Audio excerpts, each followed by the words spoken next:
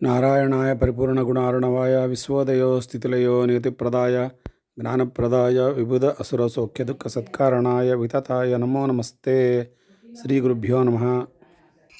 ಕುರುಪಾಂಡವರು ಜ್ಞಾತಿದ್ವೇಷದಿಂದ ಪರಸ್ಪರ ಹೊಡೆದಾಡಿ ಕೌರವರೆಲ್ಲರೂ ಮೃತರಾದರೆಂದುದು ವಿದುರನಿಗೆ ಅಷ್ಟು ಆಶ್ಚರ್ಯವಾಗಲಿಲ್ಲ. ಆದರೆ ಯಾದವರ ಅಗಾಧ ಸೈನ್ಯವು ಶ್ರೀಕೃಷ್ಣ ಪರಮಾತ್ಮನು ಯಾವ ಕಾರಣವೂ ಇಲ್ಲದೆ ಏಕೆ ಪ್ರಪಂಚ ನಾಟಕ ರಂಗದಿಂದ ಕಣ್ಮರೆಯಾದನೆಂಬುದು ಆತನಿಗೆ ಅರ್ಥವಾಗಲಿಲ್ಲ. ಆಗ ಆತನು, ಉದ್ಧವ, ಯಾವ ಶತ್ರು ದಾಳಿಯೂ ಇಲ್ಲದೆ ಮತ್ತಾವ ದುರಂತ ಕಾರಣವೂ ಇಲ್ಲದೆ ಯಾದವರ ಸೈನ್ಯವು ನಾಶವಾದುದೆಂದು ಭಗವಂತನಾದ ಶ್ರೀಕೃಷ್ಣನು ಭೂಲೋಕವನ್ನು ತ್ಯಜಿಸಿ ಪ್ರಯಾಣ ಮಾಡಿದುದೇಕೆ? ದಯವಿಟ್ಟು ವಿವರಿಸು ಎಂದನು. ಆಗ ಉದ್ಧವನು, ವಿದುರ, ಕೇಳು. ಶ್ರೀಕೃಷ್ಣನ ಅವತಾರವೇ ಭೂಭಾರ ಹರಣೋದ್ದೇಶದಿಂದಲ್ಲವೇ? ಕುರುಕ್ಷೇತ್ರದಲ್ಲಿ 18 ಅಕ್ಷೋಹಿಣಿ ಸೈನ್ಯವು ನಾಶವಾದುದರಿಂದಲೇ ಭೂಭಾರಣ ಹರಣವಾಯಿತೆಂದು ಆತನಿಗೆ ಬೋಧವಾಗಲಿಲ್ಲ. ತನ್ನ ವಂಶೀಯರು ಸಂಬಂಧಿಗಳು ಎಂಬ ಮದದಿಂದ ಉನ್ಮತ್ತರಾಗಿದ್ದ ಯಾದವರು ದಮನವಾದರಲ್ಲದೆ ತನ್ನ ಸಂಕಲ್ಪವು ಪೂರ್ಣವಾಗದೆಂದು ಆತನು ಯೋಚಿಸಿದನು. ಮದಾಂಧರರಾದ ಯಾದವರು ಸಜ್ಜನರಿಗೆ ಉಪದ್ರವಿಗಳಾಗುವರು ಎಂದು ಚಿಂತಿಸಿದ ಆ ಮಹಾಪ್ರಭುವಿನ ಸಂಕಲ್ಪಾನುಸಾರ ಒಡನೆ ಒಂದು ಕಾರಣವು ಒದಗಿತು. ದ್ವಾರಕೆಯಲ್ಲಿ ಒಮ್ಮೆ ಯಾದವ ಕುಮಾರರು ಆಟವಾಡುತ್ತಿದ್ದಾಗ ದಾರಿಯಲ್ಲಿ ತಮ್ಮ ಮಟ್ಟಿಗೆ ತಾವು ನಡೆದು ಹೋಗುತ್ತಿದ್ದ ಕೆಲವು ಮಂದಿ ಮಹರ್ಷಿಗಳನ್ನು ನೋಡಿ ಅವಹೇಳನ ಮಾಡಿ ನಕ್ಕರು. ಇದನ್ನು ನೋಡಿದ ಮಹರ್ಷಿಗಳು ಕುಪಿತರಾಗಿ, ಎಲೋ ಮದಾಂಧರರಾದ ನಿಮ್ಮ ವಂಶವು ಶೀಘ್ರದಲ್ಲಿಯೇ ನಿರ್ನಾಮವಾಗಲಿ ಎಂದು ಶಪಿಸಿದರು. ಇದಾದ ಸ್ವಲ್ಪ ಕಾಲದಲ್ಲಿ ಯಾದವರೆಲ್ಲರೂ ಸೇರಿ ಏನೋ ಒಂದು ಉತ್ಸವ ನಿಮಿತ್ತವಾಗಿ ಪ್ರಭಾಸ ಕ್ಷೇತ್ರಕ್ಕೆ ಹೋಗಿ ಅಲ್ಲಿ ದೇವಪೂಜಾದಿ ಕಾರ್ಯಗಳನ್ನೆಲ್ಲ ಮುಗಿಸಿ ದಿವ್ಯ ಭೋಜನಾದಿಗಳಿಂದ ತೃಪ್ತರಾದರು. ತರುವಾಯ ಅವರಿಗೆ ಮದ್ಯಪಾನ ಆಸಕ್ತಿ ಉಂಟಾಯಿತು. ಸಕಲರು ಮನಬಂದಂತೆ ಕುಡಿದು ಮೈ ಮೇಲೆ ಪ್ರಜ್ಞೆ ತಪ್ಪಿ ಪರಸ್ಪರ ಕೆಟ್ಟ ಮಾತುಗಳಿಂದ ನಿಂದಿಸಿಕೊಳ್ಳತೊಡಗಿ ಯುದ್ಧಕ್ಕೂ ಮೊದಲಿಟ್ಟರು. ಹೀಗೆ ಮಹಾಘೋರವಾಗಿ ನಡೆದ ಹೊಡೆದಾಟದಲ್ಲಿ ಅವರಲ್ಲಿ ಒಬ್ಬರು ಉಳಿಯದಂತೆ ಸರ್ವರು ನಿರ್ನಾಮವಾದರು. ಹೀಗೆ ದುಷ್ಟರಾದ ಯಾದವರೆಲ್ಲೂ ನಾಶವಾದುದು ತಿಳಿದ ಶ್ರೀ ಕೃಷ್ಣಮೂರ್ತಿಯು ಬಂಧು ಮರಣದ ಅಶೌಚ ನಿವಾರಣಾರ್ಥವಾಗಿ ಸರಸ್ವತಿ ನದಿಯಲ್ಲಿ ಸ್ನಾನ ಮಾಡಿ ಅಲ್ಲೇ ಸಮೀಪದಲ್ಲಿದ್ದ ಒಂದು ಅಶ್ವತ್ಥ ವೃಕ್ಷದ ಮೂಲದಲ್ಲಿ ಸ್ವಸ್ಥಮಾನನಾಗಿ ಕುಳಿತಿದ್ದನು. ಆಗ ಅಲ್ಲೇ ಇದ್ದ ನನ್ನನ್ನು ನೋಡಿ ಭಗವಂತನು, ಉದ್ಧವ, ನೀನು ಈಗಲೇ ಬದರಿಕಾಶ್ರಮಕ್ಕೆ ಹೋಗು ಎಂದು ನುಡಿದು, ಲೋಕ ವ್ಯಾಪಾರವೆಲ್ಲವೂ ಮುಗಿದ ತರುವಾಯ ಈ ಮನುಷ್ಯ ಲೋಕವನ್ನು ಬಿಟ್ಟು ನಿಜಲೋಕವನ್ನು ಕುರಿತು ಪ್ರಯಾಣ ಮಾಡುವುದಕ್ಕಾಗಿ ಈ ಏಕಾಂತ ಸ್ಥಳಕ್ಕೆ ಬಂದೆನು. ನೀನು ಇಲ್ಲಿಗೂ ಬಂದು ಸೇರಿದುದು ನಿನ್ನ ಪುಣ್ಯೋದಯ. ನಿನ್ನ ಇಚ್ಛೆಯು ನನಗೆ ತಿಳಿಯುವುದು. ನಿನಗಿನ್ನೂ ಪುನರ್ಜನ್ಮವಿಲ್ಲ. ನನ್ನ ಅನುಗ್ರಹಕ್ಕೆ ಪಾತ್ರನಾದ ನಿನ್ನ ಕರ್ಮಜಾಲವೆಲ್ಲವೂ ನಶಿಸಿತು. ಕೇಳು. ಸೃಷ್ಟಿಯ ಪ್ರಾರಂಭ ಕಾಲದಲ್ಲಿ ಚತುರ್ಮುಖ ಬ್ರಹ್ಮನು ನನ್ನ ನಾಭಿ ಕಮಲದಲ್ಲಿ ಕುಳಿತಿದ್ದಾಗ ಲೋಕದ ಜನನ ಮರಣಾದಿ ಬಂಧಕಗಳನ್ನು ನೀಗಿಸಿ ಪರಮಾನಂದದಾಯಕವಾದ ಮೋಕ್ಷ ಸುಖವನ್ನು ದೊರಕಿಸಲು ಸಮರ್ಥವಾದ ನನ್ನ ಪರಮ ತತ್ವವನ್ನು ಉಪದೇಶಿಸಿದನು. ಅದೇ ಭಾಗವತವೆಂದು ಪ್ರಖ್ಯಾತವಾಗಿರುವುದು. ಜಗದೋದ್ಧಾರಕವಾದ ಆ ಮಹಾತತ್ವವನ್ನು ನಿನಗೆ ಉಪದೇಶಿಸಬೇಕೆಂದಿರುವನು ಎಂದು ನುಡಿದನು. ಆ ಅಮೃತಮಯ ವಾಕ್ಯವನ್ನು ಕೇಳಿದನೊಡೆಯೇ ನನಗೆ ದೇಹದಲ್ಲಿ ರೋಮಾಂಚ ಉಂಟಾಗಿ ಕಣ್ಣುಗಳಲ್ಲಿ ಆನಂದ ಬಾಷ್ಪವು ಸ್ರವಿಸಲಾರಂಭಿಸಿತು.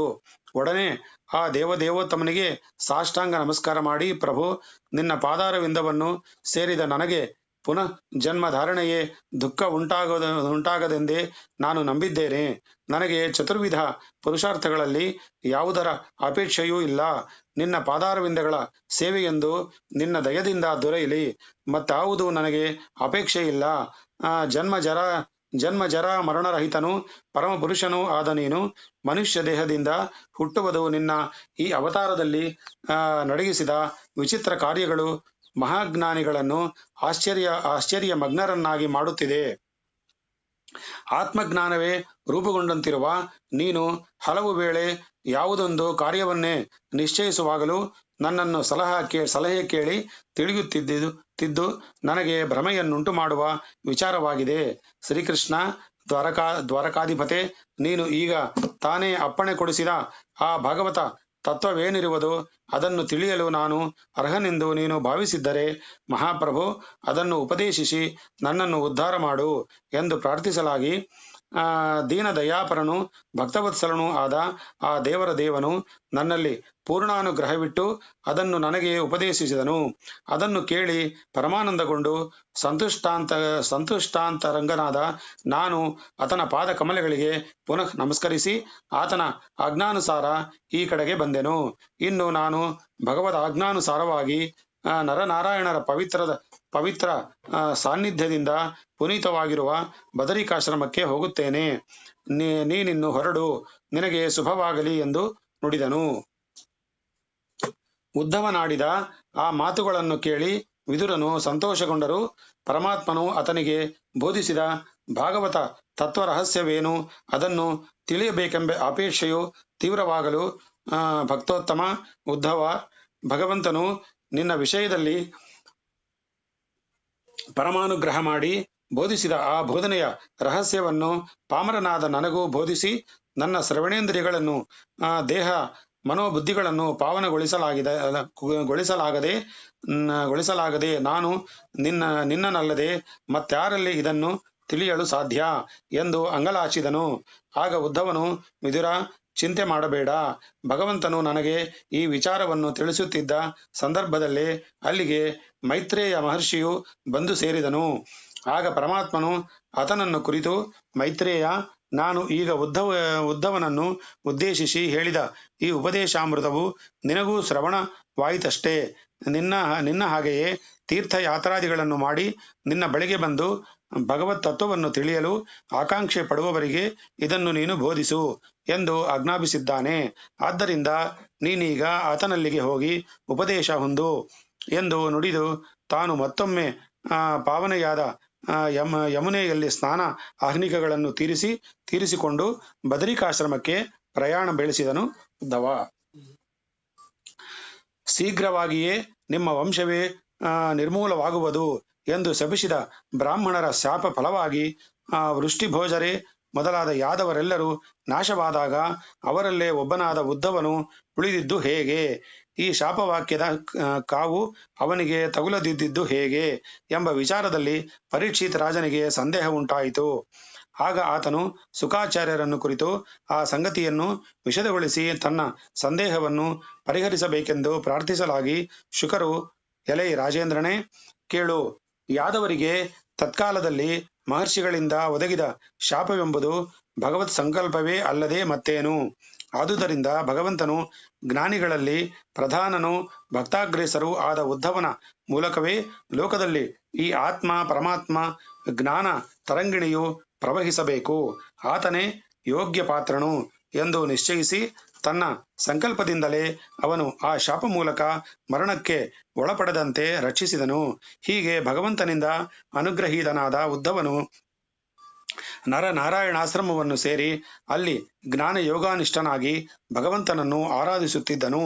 ಇತ್ತ ವಿದುರನು ಉದ್ಧವನಿಂದ ಉಂಟಾದ ಅಗಲಿಕೆಯನ್ನು ಸಹಿಸಲಾರದೆ ಸ್ವಲ್ಪ ಹೊತ್ತು ವ್ಯಥೆಪಟ್ಟು ತರುವಾಯ ಪರಮಾತ್ಮನಾದ ಶ್ರೀ ಕೃಷ್ಣಮೂರ್ತಿಯ ಅದ್ಭುತ ಚರಿತ್ರೆಗಳನ್ನು, ಲೀಲಾ ಮಾನುಷ ವಿಗ್ರಹನಾದ ಆತನು ಅವತಾರ ಸಮಾಪ್ತಿ ಮಾಡಿ ವೈಕುಂಠಕ್ಕೆ ಗಮನಿಸಿದ ವೃತ್ತಾಂತವನ್ನು ಉದ್ಧವನಿಂದ ತಿಳಿದಿದ್ದರಿಂದ ಸದಾ ಆ ಚಿಂತನೆಯಲ್ಲೇ ಮಗ್ನನಾಗಿ ಆನಂದ ಬಾಷ್ಪಗಳನ್ನು ಸುರಿಸುತ್ತಾ ನಿರಂತರ ಭಗವತ್ ಪಾದಾರವಿಂದಗಳ ಧ್ಯಾನದಲ್ಲೇ ನಿರತನಾಗಿ ಭಗವತ್ ತತ್ವಗಳನ್ನು ತಿಳಿಯಬೇಕೆಂಬ ಅಪೇಕ್ಷೆಯು ತೀವ್ರಗೊಳ್ಳುತ್ತಿರಲು ಯಮುನಾ ಪ್ರಾಂತದಿಂದ ಹೊರಟು ಕೆಲವು ದಿನಗಳೊಳಗಾಗಿ ಗಂಗಾ ನದಿಯ ದಡದ ಮೇಲಿರುವ ಹರಿದ್ವಾರವನ್ನು ಸೇರಿ ಅಲ್ಲಿ ಭಾಗವತೋತ್ತಮನಾದ ಮೈತ್ರೇಯ ಮಹರ್ಷಿಯ ಸಂದರ್ಶನ ಮಾಡಿದನು.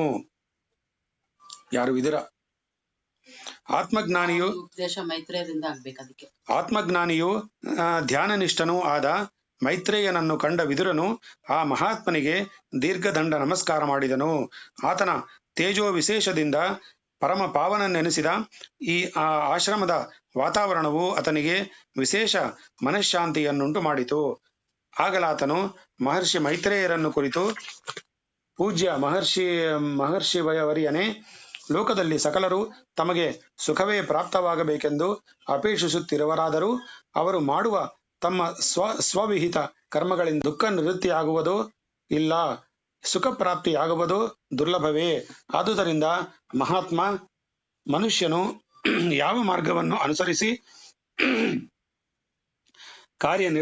ನಿರತನಾದಲ್ಲಿ ಅದರಿಂದ ದುಃಖ ನಿವೃತ್ತಿಯು ಸುಖ ಪ್ರಾಪ್ತಿಯೂ ಆಗುವುದೋ ಅದನ್ನು ಜಿತೇಂದ್ರಿಯರು ಮಹಾಭಗವದ್ಭಕ್ತರೂ ಆದ ನಿಮ್ಮಂತಹ ಸಾಧು ಶಿರೋಮಣಿಗಳಿಂದ ಮಾತ್ರವೇ ತಿಳಿಯಲು ಸಾಧ್ಯ ಎಂಬ ಉದ್ದೇಶದಿಂದ ನಾನು ಇಲ್ಲಿಗೆ ಬಂದು ಸೇರಿದೆನು. ಲೋಕದಲ್ಲಿ ಜನ್ಮಾಂತರಾರ್ಜಿತ ಕರ್ಮಬಂಧನದಿಂದ ಅಧರ್ಮ ಮಾರ್ಗ ತತ್ಪರರು, ಭಗವಂತನ ಪಾದಾರವಿಂದ ವಿಮುಖರೂ ಆದ ದುಃಖಿ ಜನತೆಗೆ ಮಾರ್ಗದರ್ಶಕರಾದ ಮಹಾತ್ಮರು ನೀವೇ ಅಲ್ಲವೇ? ಪಶು ಪಕ್ಷಾದಿ ವಿವಿಧ ಜನ್ಮಗಳಲ್ಲಿ ಬಂದು ಕೊನೆಗೆ ಜನ್ಮಾಂತರಗಳಲ್ಲಿ ಗಳಿಸಿದ ಲೇಷ ಮಾತ್ರ ಪುಣ್ಯವು ಕೇಂದ್ರೀಕೃತವಾಗಿ ಆ ಪ್ರಭಾವದಿಂದ ಮನುಷ್ಯ ಜನ್ಮಕ್ಕೆ ಬಂದರೂ ಕಾಮಕ್ರೋಧಾದಿಗಳ ಹೊಯ್ಲಿಗೆ ಸಿಕ್ಕಿ ಪಶುಪ್ರಾಯರಾಗಿ ಮುಕ್ತಿ ಮಾರ್ಗದ ಗಮನವೇ ಇಲ್ಲದೆ ವ್ಯರ್ಥ ಜೀವಿಗಳಾದ ಮಾನವ ವರ್ಗಕ್ಕೆ ಭಗವಂತನ ಕೃಪಾ ವಿಶೇಷವು ಲಭ್ಯವಾಗುವ ಮಾರ್ಗವೇನು ಎಂಬುದನ್ನು ನಿಮ್ಮಂತಹ ಮಹಾನುಭಾವರಲ್ಲದೆ ಮತ್ಯಾರು ತೋರಿಸಬೇಕು? ಸಾಮಾನ್ಯವಾದ ಲೌಕಿಕನು ಭಗವಂತನನ್ನು ಯಾವ ಮಾರ್ಗದಿಂದ ಆರಾಧಿಸಿ ಪುನೀತನಾಗಬಹುದು? ನಿರ್ಮಲ ಹೃದಯವನ್ನು ಪಡೆದು ಭಗವತ್ ಸಂಬಂಧ ತತ್ವಜ್ಞಾನವನ್ನು ಪಡೆಯಲಳಿಸಿದಲ್ಲಿ ಮಾನವನು ಭಗವಂತನನ್ನು ಹೇಗೆ ಪೂಜಿಸಬೇಕು? ಭಗವಂತನು ಬ್ರಹ್ಮಾದಿ ರೂಪದಿಂದ ಜಗತ್ತಿನ ಸೃಷ್ಟಿ ಸ್ಥಿತಿ ಸಂಹಾರ ಕಾರ್ಯಗಳನ್ನು ನಡೆಯಿಸುವ ಮಹಾ ಮಹಿಮೆಯನ್ನು, ಆತನು ಮತ್ಸ್ಯಕೂರ್ಮಾದಿ ಅವತಾರಗಳ ವಿಶೇಷಗಳಿಂದ ಜಗತ್ತನ್ನು ವಿವಿಧ ಕಾಲಗಳಲ್ಲಿ ಸಂರಕ್ಷಿಸಿದ ಅಗಾಧ ಚರಿತ್ರ ರಹಸ್ಯಗಳನ್ನು ಬೋಧಿಸಿ ನನ್ನ ಮನಸ್ಸಿನ ಅಂಧಕಾರವನ್ನು ಪರಿಹರಿಸಬೇಕೆಂದು ಬೇಡುತ್ತೇನೆ. ಲೋಕನಾಯಕನಾದ ಭಗವಂತನ ಚರಿತ್ರೆಯನ್ನು ಎಷ್ಟು ಕೇಳಿದರೂ ಮನಸ್ಸು ತೃಪ್ತಿಗೊಳ್ಳದೇ ಇದೆ. ಅಗಾಧ ಚರಿತ್ರನಾದ ಭಗವಂತನು ನಮ್ಮ ಈ ಮಂಡಲದಂತೆಯೂ ಇತರ ಲೋಕಗಳನ್ನು ನಿರ್ಮಿಸಿ ಅಲ್ಲೂ ವಿವಿಧ ಪ್ರಾಣಿ ವರ್ಗಗಳನ್ನು ಸೃಷ್ಟಿಸಿ ಈ ಅಗಾಧ ವಿಶ್ವನಾಟಕಕ್ಕೆ ಸೂತ್ರಧಾರಿಯಾಗಿ ನಿಂತಿರುವ ರಹಸ್ಯವನ್ನು ನನಗೆ ಬೋಧಿಸಬೇಕೆಂದು ಪ್ರಾರ್ಥಿಸುತ್ತೇನೆ. ಭಗವತ್ ಸಂಬಂಧವಾದ ಈ ಕೆಲವು ವಿಚಾರಗಳನ್ನು ನಾನು ಇತರ ಕೆಲ ಮಂದಿ ಮಹನೀಯರಿಂದಲೂ ವ್ಯಾಸ ಮಹರ್ಷಿಗಳಿಂದಲೂ ಆಗಾಗ ಕೇಳಿದ್ದನಾದರೂ ಮನಸ್ಸು ಇನ್ನೂ ತೃಪ್ತಿಗೊಂಡಿಲ್ಲ. ಅಲ್ಲದೆ ವ್ಯಾಸ ಮಹರ್ಷಿ ರಚಿತ ಭಾರತ ಗ್ರಂಥವು ಇತರ ವ್ರತ ಮಹಿಮಾದಿಗಳು ಇತರ ಅನೇಕ ಕಥೆಗಳೊಂದಿಗೆ ಬೆರೆತು ಶ್ರೀ ವಿಷ್ಣು ಭಕ್ತಿ ವಿಚಾರವನ್ನೇ ಪ್ರತ್ಯೇಕವಾಗಿ ತಿಳಿಸುತ್ತಲಿಲ್ಲ. ಆದುದರಿಂದ ಮಹಾತ್ಮ, ಭ್ರಮರ ಪುಷ್ಪಗಳಿಂದ ಮಕರಂದವನ್ನು ಸ್ವಲ್ಪ ಸ್ವಲ್ಪವಾಗಿ ಸಂಗ್ರಹಿಸುವಂತೆ ಜ್ಞಾನಿವರೆಣ್ಯನಾದ ನೀನು ಸಮಸ್ತ ದುಃಖ ಭಯ ನಿವಾರಕಾದ ಸುಖ ಸಾಧಕವಾದ ಶ್ರೀ ವಿಷ್ಣು ಮಹಿಮೆಯನ್ನು ಸಮಸ್ತ ಗ್ರಂಥಗಳಲ್ಲಿ ಅಲ್ಲಲ್ಲಿರುವುದನ್ನು ಏಕತ್ರ ಸಂಗ್ರಹಿಸಿ ನನಗೆ ಒಮ್ಮೆಲೆ ತಿಳಿಯುವಂತೆ ಉಪದೇಶಿಸಬೇಕೆಂದು ಪ್ರಾರ್ಥಿಸುತ್ತೇನೆ ಎಂದು ವಿಜ್ಞಾಪಿಸಿಕೊಂಡನು. ಸಾಧು ಶಿರೋಮಣಿಯಾದ ಎಲೆ ವಿದುರನೇ, ನಿನ್ನನ್ನು ಕಂಡು ಪರಮಾನಂದ ಭರಿತವಾಯಿತು. ನೀನೀಗ ಕೇಳಿದ ಪ್ರಶ್ನೆಯು ಲೋಕಾನುಗ್ರಹ ಸಾಧಕವಾದುದು. ಭಗವತ್ ಕಥಾಶ್ರವಣದಲ್ಲಿ ನಿನಗಿರುವ ಶ್ರದ್ಧೆ ಆಸಕ್ತಿ ಇವುಗಳನ್ನು ತಿಳಿದು ಪರಮಾನಂದವಾಯಿತು. ವ್ಯಾಸ ಮಹರ್ಷಿಗಳ ವರಪ್ರಸಾದದಿಂದ ಸಾಕ್ಷಾತ್ ಯಮದೇವನ ಅವತಾರನಾಗಿ ಜನಿಸಿರುವ ನಿನಗೆ ಇಂತಹ ಧರ್ಮಬುದ್ಧಿ ಇದರಲ್ಲಿ ಆಶ್ಚರ್ಯವೇನೂ ಇಲ್ಲ. ನೀನು ಸಾಧುವರ್ಯನು, ಶ್ರೀಕೃಷ್ಣನ ಪರಮಾನುಗ್ರಹಕ್ಕೆ ಪಾತ್ರನು. ಶ್ರೀಕೃಷ್ಣನು ಅವತಾರ ಸಮಾಪ್ತ ಮಾಡಿ ಲೋಕಾಂತರಕ್ಕೆ ಪ್ರಯಾಣ ಮಾಡುವ ಕಾಲಕ್ಕೆ ಸರಿಯಾಗಿ ನಾನು ಅಲ್ಲಿಗೆ ಹೋದೆನು. ಆಗ ಭಗವಂತನು ಉದ್ಧವನನ್ನು ಉದ್ದೇಶಿಸಿ ಈ ತತ್ವರಹಸ್ಯವನ್ನು ಬೋಧಿಸಿ ಆಗಲೇ ನನ್ನನ್ನು ಕುರಿತು ತೀರ್ಥಯಾತ್ರೆಗಳನ್ನು ಮುಗಿಸಿಕೊಂಡು ನನ್ನಲ್ಲಿಗೆ ಬರುವ ವಿದುರನಿಗೆ ಇದನ್ನು ಉಪದೇಶ ಮಾಡು ಎಂದು ನನಗೆ ಸೂಚಿಸಿದನು. ವಿದುರ, ಹೀಗೆ ಅಗಾಧ ಭಗವತ್ ಕೃಪೆಗೆ ಪಾತ್ರನಾಗಿರುವ ನಿನಗೆ ನಾನೇನು ಹೇಳಬೇಕಾದಿದ್ದಿದೆ. ಆದರೂ ಭಗವದ್ ಆಜ್ಞಾನುಸಾರ ನಾನು ಕೇಳಿದ ಕೆಲವು ರಹಸ್ಯಗಳನ್ನು ನಿನಗೂ ಹೇಳುತ್ತೇನೆ, ಕೇಳು. ಚೇತನ ಮತ್ತು ಅಚೇತನ ಎಂಬ ಈ ಎರಡು ರೂಪಗಳಿಂದ ಕಂಡುಬರುತ್ತಿರುವ ಈ ಪ್ರಪಂಚವು ಆದಿಯಲ್ಲಿ ಆ ಪರಮಾತ್ಮನ ಆಗಿದ್ದಿತ್ತು. ಈ ಚಿತ್ತು ಮತ್ತು ಅಚಿತ್ತುಗಳೆರಡು ಸೂಕ್ಷ್ಮ ಮತ್ತು ಸ್ಥೂಲ ಈ ಎರಡು ಅವಸ್ಥೆಗಳನ್ನುಂಟಾಗಿವೆ.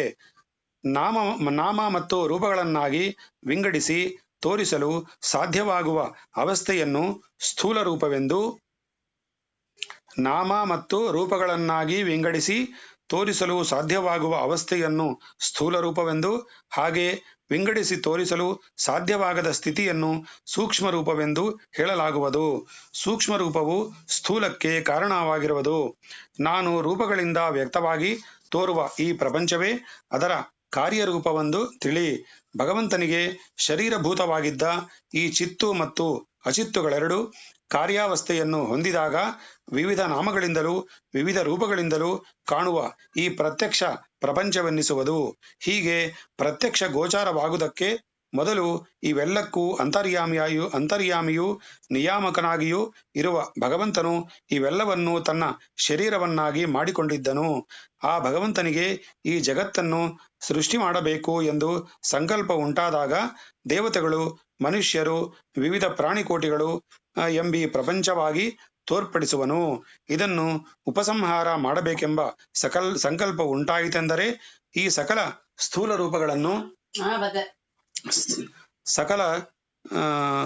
ರೂಪಗಳನ್ನು ಉಡುಗಿಸಿ ಲಯಗೊಳಿಸಿ ಸೂಕ್ಷ್ಮಾವಸ್ಥೆಯನ್ನು ಹೊಂದಿದ ಅದೇ ಚಿತ್ತುಗಳನ್ನು ತನ್ನ ಶರೀರವಾಗಿ ಕೈಕೊಂಡು ನಿಲ್ಲುವನು. ಅವನು ಜೀವನಂತೆ ಕರ್ಮಾಧೀನನಲ್ಲ ಮತ್ತು ಹೆಚ್ಚು ಕಡಿಮೆಯಾಗುವ ಜ್ಞಾನವುಳ್ಳವನೂ ಅಲ್ಲ. ಆತನ ಜ್ಞಾನ ಆನಂದಾದಿಗಳಿಗೆ ಆದ್ಯಂತಗಳಿಲ್ಲ. ಆತನು ಜ್ಞಾನಸ್ವರೂಪನೇ. ಆದ್ದರಿಂದ ಪ್ರಳಯಾವಸ್ಥೆಯಲ್ಲಿ ಸೂಕ್ಷ್ಮ ರೂಪದಿಂದ ಇದ್ದಾಗಲೂ ಸಮಸ್ತ ಪದಾರ್ಥಗಳನ್ನು ಸ್ಪಷ್ಟವಾಗಿ ನೋಡಬಲ್ಲವನಾಗಿರುವನು. ಆತನು ಸರ್ವಜ್ಞತ್ವ, ಸಕಲ ಶಕ್ತಿತ್ವ, ಸಕಲ ಕರ್ತೃತ್ವಗಳಿಂದ ಕೂಡಿದ ಸಕಲ ಕಲ್ಯಾಣ ಗುಣಪೂರ್ಣನು, ದೋಷದೂರನು. ಆತನ ಗುಣಗಳನ್ನು ಏನೆಂದು ಎಷ್ಟೆಂದು ವರ್ಣಿಸಲಾದೀತು. ಮೈತ್ರೇಯರು ವಿದುರಂಗಿ ಹೇಳ್ತಾ ಇದ್ದಾರೆ ದೇವರ ಬಗ್ಗೆ. ಆ ಪುರುಷೋತ್ತಮನು ತನ್ನನ್ನು ಎಡಬಿಡದೆ ಸದಾ ಅನುಸರಿಸಿಕೊಂಡಿರುವ ಚಿತಕೃತಿಯನ್ನು ಉಪಕರಣವಾಗಿ ಉಪಯೋಗಿಸಿಕೊಂಡು ಚಿತ್ ಅಚಿತ್ ಎಂಬಿ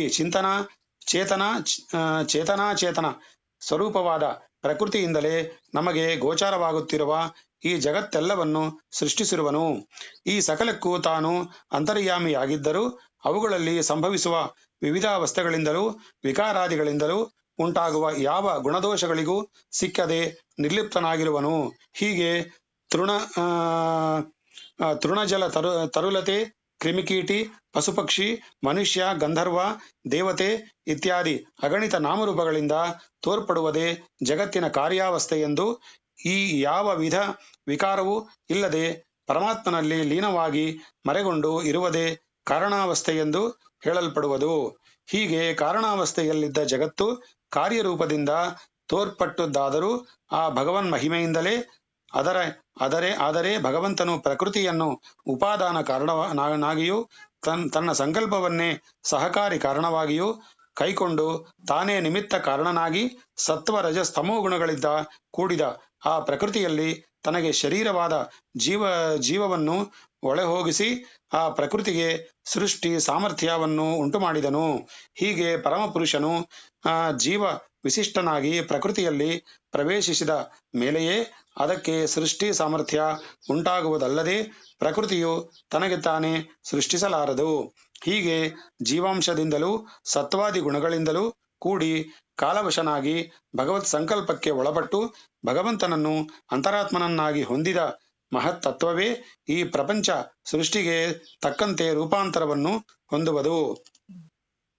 ಹೀಗೆ ರೂಪಾಂತರವನ್ನು ಹೊಂದಿದ ಮಹತ್ತತ್ವದಿಂದ ಶರೀರ ಮತ್ತು ಇಂದ್ರಿಯಗಳಿಗೆ ಕರ್ತೃರೂಪವಾಗಿ ಭೂತೇಂದ್ರಿಯಾದಿ ರೂಪಗಳಿಂದ ಪರಿಣಮಿಸುವ ಸ್ವಭಾವವುಳ್ಳ ಅಹಂಕಾರ ತತ್ವ ಹುಟ್ಟಿತು.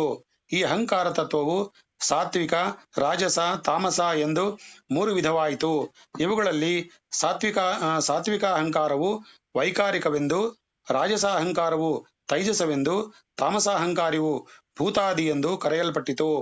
ಈ ವೈಕಾರಿಕ ಅಹಂಕಾರವೇ ಕ್ರಮಕ್ರಮವಾಗಿ ವಿಕಾರ ಹೊಂದುತ್ತಾ ಮನಸ್ಸೆಂಬ ತತ್ವವಾಗಿ ಪರಿಣಮಿಸಿತು ಮತ್ತು ದಿಕ್ಕು ಮೊದಲಾದ ದೇವತೆಗಳಿಂದ ಅಧಿಷ್ಠಿತವಾಗಿ ಆ ದೇವತೆಗಳಿಂದಲೇ ಅಭಿಮಾನಿಸಲ್ಪಡುವ ಜ್ಞಾನೇಂದ್ರಿಯ ಮತ್ತು ಕರ್ಮೇಂದ್ರಿಯಗಳಾದವು. ಈ ಇಂದ್ರಿಯಗಳಿಂದಲೇ ಶಬ್ದ, ಸ್ಪರ್ಶ, ರೂಪ, ರಸ, ಗಂಧಗಳೆಂಬ ವಿಷಯಗಳು ತೋರಿಬಂದವು. ಇವೆಲ್ಲವೂ ಸಾತ್ವಿಕ ಅಹಂಕಾರ ಜನ್ಮಗಳಾಗಿ ತನ್ಮೂಲಕ ವೈಕಾರಿಕಗಳೆಂದು ಕರೆಯಲ್ಪಟ್ಟವು. ಈ ಜ್ಞಾನೇಂದ್ರಿಯ ಮತ್ತು ಕರ್ಮೇಂದ್ರಿಯಗಳು ಸಾತ್ವಿಕ ಅಹಂಕಾರದಿಂದ ಹುಟ್ಟಿದವುಗಳಾದರೂ ತೈಜಸ ಅಹಂಕಾರದಿಂದ ಸಹಕರಿಸಲ್ಪಡುತ್ತಿರುವುದರಿಂದ ತೈಜಸಗಳೆಂದು ಕರೆಯಲ್ಪಡುವವು. ರಾಜಸ ಅಹಂಕಾರವು ಸಾತ್ವಿಕ ಅಹಂಕಾರಕ್ಕೆ ಸಹಕರಿಸಿ ಕಾರ್ಯ ಮಾಡುತ್ತಿದ್ದಕ್ಕೆ ಮಾಡತಕ್ಕುದೇ ಅಲ್ಲದೆ ಸ್ವತಂತ್ರವಾಗಿ ಅದೇ ಏನನ್ನು ಮಾಡಲಾರದು. ತಾಮಸ ಅಹಂಕಾರವು ಆಕಾಶ, ವಾಯು, ತೇಜಸ್ಸು, ಅಪ್ಪು ಮತ್ತು ಪೃಥ್ವಿ ಎಂಬಿ ಪಂಚಭೂತಗಳಿಗೂ ಶಬ್ದ, ಸ್ಪರ್ಶ, ರಸ, ರೂಪ ಮತ್ತು ಗಂಧ ಈ 5ಕ್ಕೂ ಕಾರಣವಾಗಿರುವುದು. ಅದುದರಿಂದಲೇ ಇವುಗಳಿಗೆ ಭೂತಾದಿ ಎಂಬ ಹೆಸರು ಬಂದಿರುವುದು. ಆಕಾಶಾದಿ ಸೂಕ್ಷ್ಮ ಭೂತಗಳು ತಮಗೆ ಕಾರಣಗಳಾದ ಹಿಂದಿನ ಭೂತಗಳ ಗುಣಗಳೊಡನೆ ಕಲತೆ ಇರುವವು. ಹೇಗೆಂದರೆ ಆಕಾಶಭೂತದಲ್ಲಿ ಶಬ್ದವೆಂಬ ಒಂದೇ ಗುಣವಿದ್ದರೆ ಅದಕ್ಕೆ ಎರಡನೆಯದಾದ ವಾಯು ಭೂತದಲ್ಲಿ ಶಬ್ದ ಮತ್ತು ಸ್ಪರ್ಶ ಎಂಬೆರಡು ಗುಣಗಳಿರುವವು. ಅದರಿಂದ ಹುಟ್ಟುವ ತೇಜಸ್ಸಿನಲ್ಲಿ ಶಬ್ದ ಮತ್ತು ರೂಪ ಎಂಬ 3 ಗುಣಗಳು, 4ನೆಯ ಭೂತವಾದ ಜಲದಲ್ಲಿ ರೂಪ, ಸ್ಪರ್ಶ, ಶಬ್ದಗಳಲ್ಲದೆ ರಸವೆಂಬ ಮತ್ತೊಂದು ಗುಣವು ಬೆರೆತಿರುವುದು. 5ನೆಯದಾದ ಪೃಥ್ವಿಯಲ್ಲಿ ಈ 4 ಗುಣಗಳೊಂದಿಗೆ ಗಂಧವೆಂಬ ಗುಣವು ಬೆರೆತಿರುವುದು. ಈ ತತ್ವಗಳು ಕಾಲ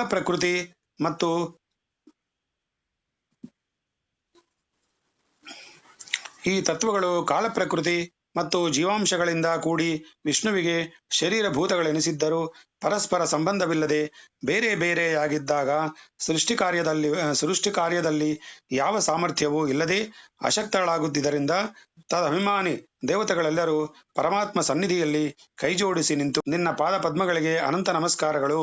ನಿನ್ನ ಪಾದ ಪದ್ಮಗಳು ಮೊರೆಹೊಕ್ಕವರ ಸಮಸ್ತ ಸಾಂಸಾರಿಕ ತಾಪಗಳನ್ನು ನೀಗಿಸಿ ರಕ್ಷಿಸುವ ಛತ್ರಿಗಳಂತಿರುವವು. ಸಮಸ್ತ ಯೋಗೀಶ್ವರರು ಈ ನಿನ್ನ ಪಾದಾಶ್ರಯದಿಂದಲೇ ಸಕಲ ಸಂಸಾರ ದುಃಖಗಳನ್ನು ತೊಲಗಿಸಿಕೊಳ್ಳುವರು. ಈ ನಿನ್ನ ಪಾದಗಳು ಪಾವನತರವೆನ್ನಿಸಿರುವ ಗಂಗಾ ನದಿಗೆ ಉತ್ಪತ್ತಿ ಸ್ಥಾನಗಳಾಗಿರುವವು. ಸಮಸ್ತ ವೇದಗಳು ನಿನ್ನ ಮುಖದಿಂದ ಹೊರಟು ಸಮಸ್ತ ಲೋಕಗಳನ್ನು ವ್ಯಾಪಿಸಿ ಪುನಃ ನಿನ್ನಲ್ಲೇ ಪರ್ಯಾವಸಾನಗೊಂಡಿರುವವು. ನಿನ್ನ ಪಾದಗಳನ್ನು ಆಶ್ರಯಿಸಿದ ನಮ್ಮನ್ನು ಅನುಗ್ರಹಿಸು.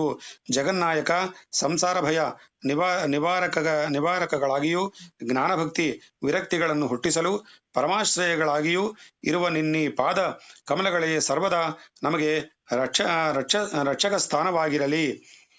ಸೃಷ್ಟಿ ಸ್ಥಿತಿ ಲಯಾದಿ ಕಾರ್ಯಗಳಿಗಾಗಿ ಬ್ರಹ್ಮರುದ್ರಾದಿಗಳಲ್ಲಿ ಅಂತರ್ಯಾಮಿಯಾಗಿದ್ದು ಆಯಾ ಕಾರ್ಯಗಳನ್ನು ನಡೆಸುತ್ತಿರುವ ನಿನ್ನ ಪಾದಗಳನ್ನು ನಂಬಿ ಮೊರೆಹೊಕ್ಕಿರುವ ನಮ್ಮನ್ನು ನೀನಲ್ಲದೆ ಮತ್ಯಾರು ಕಾಪಾಡಬೇಕು?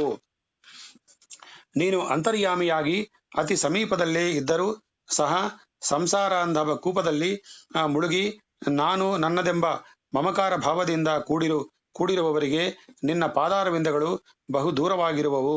ಇಂದ್ರಿಯ ವ್ಯಾಪಾರಗಳಿಂದ ಪರವಶರಾದವರಿಗೆ ನೀನು ದೂರನಲ್ಲದೆ ನಿನಗೆ ಆತ್ಮಸಮರ್ಪಣೆ ಮಾಡಿ ಶಮದಮಾದಿ ಗುಣಗಳನ್ನು ಪಡೆದ ಮಹನೀಯರಿಗೆ ನೀನು ಕೇವಲ ಸಮೀಪದಲ್ಲೇ ಇದ್ದು ಅವರಿಗೆ ನಿನ್ನ ಪಾದ ಪದ್ಮಗಳ ಸಂದರ್ಶನವನ್ನು ಕೊಡುತ್ತಿರುವೆ ಎಂಬುದರಲ್ಲಿ ಸಂದೇಹವಿಲ್ಲ. ನಿನ್ನ ಕಥಾಮೃತವನ್ನು ಬಿಡದೆ ಪಾವನ ಮಾಡುತ್ತಿರುವವರು ವಿಷಯಾಲಾಭಿಲಾಷೆಗೆ ವಿಮುಖರಾಗಿ ನಿನ್ನಲ್ಲಿಯೇ ಮನಸ್ಸನ್ನು ದೃಢವಾಗಿ ನೆಲೆಗೊಳಿಸಿರುವರು ದುಸ್ತರವಾದ ಮಾಯೆಯನ್ನು ದಾಟಿ ನಿನ್ನ ಪಾದಗಳ ಸಾನ್ನಿಧ್ಯವನ್ನು ಸೇರುವುದು ಸಾಧ್ಯವೆಂದು ಹೇಳಬೇಕಾದುದೇನಿದೆ? ನಿನ್ನ ಪುಣ್ಯ ಕಥಾ ಶ್ರವಣಪೂರ್ವಕ ನಿನ್ನಲ್ಲಿ ಭಕ್ತಿ ಭಾಗ್ಯವನ್ನು ಗಳಿಸಿದವರಿಗೂ ನಿನ್ನ ಕಥಾಮೃತ ಪಾನ ಮಾಡಿ ಸರ್ವದಾ ನಾಮಸ್ಮರಣ ತತ್ಪರರಾಗಿರುವವರಿಗೂ ವಿವೇಕಾದಿ ಸದ್ಗುಣಗಳು ತಾವಾಗಿಯೇ ಒದಗುವವು. ಓ ಪರಮಾತ್ಮ, ಲೋಕ ಸೃಷ್ಟಿ ಕಾರ್ಯಕ್ಕಾಗಿಯೇ ಸಂಕಲ್ಪಿಸಿದ ನೀನು ಸತ್ವಾದಿ ತ್ರಿಗುಣಗಳಿಂದ ನಮ್ಮನ್ನು ಸೃಷ್ಟಿಸಿರುವರಲ್ಲಿ ನಮ್ಮಲ್ಲಿ ಪರಸ್ಪರ ಸಂಬಂಧ ಸಮಾಗಮಗಳಿಲ್ಲದೆ ನಿನ್ನ ಈ ಉದ್ದೇಶಿತ ಸೃಷ್ಟಿ ಕಾರ್ಯದಲ್ಲಿ ಹೇಗೆ ಸಹಕರಿಸಬೇಕು ತಿಳಿಯದೆ ಯಾವ ಕಾರ್ಯಕ್ಕೂ ಶಕ್ತಿಯಿಲ್ಲದೆ ಮುಂತೋರದಂತಿರುವವು ನಮ್ಮೆಲ್ಲರನ್ನು ಅಂತರ್ಯಾಮಿಯಾಗಿರುವ ನೀನು ನಮ್ಮಲ್ಲಿ ಕೃಪೆಯಿಟ್ಟು ಸೃಷ್ಟಿ ಕಾರ್ಯದಲ್ಲಿ ನಾವು ಹೇಗೆ ಸಹಕರಿಸಬೇಕೋ ಆ ಶಕ್ತಿ ಮತ್ತು ವಿಜ್ಞಾನಗಳನ್ನು ನಮಗೆ ಕರುಣಿಸಿ ಕಾಪಾಡು. ಅಷ್ಟು ಮಾತ್ರ ನೀನು ಕೃಪೆ ಮಾಡಿದರೆ ನಾವು ಯಾವ ಕಾರ್ಯಕ್ಕಾಗಿ ನಿನ್ನಿಂದ ಸೃಷ್ಟಿಸಲ್ಪಟ್ಟೆವು ಆ ಕಾರ್ಯ ಮಾಡಿ ಸೃಷ್ಟಿಸಲ್ಪಟ್ಟೆವು ಆ ಕಾರ್ಯ ಮಾಡಿ ಕೃತಕೃತ್ಯರಾಗುವವು ಎಂದು ಪ್ರಾರ್ಥಿಸಿದರು. ಶ್ರೀಕೃಷ್ಣಾರ್ಪಣಮಸ್ತು.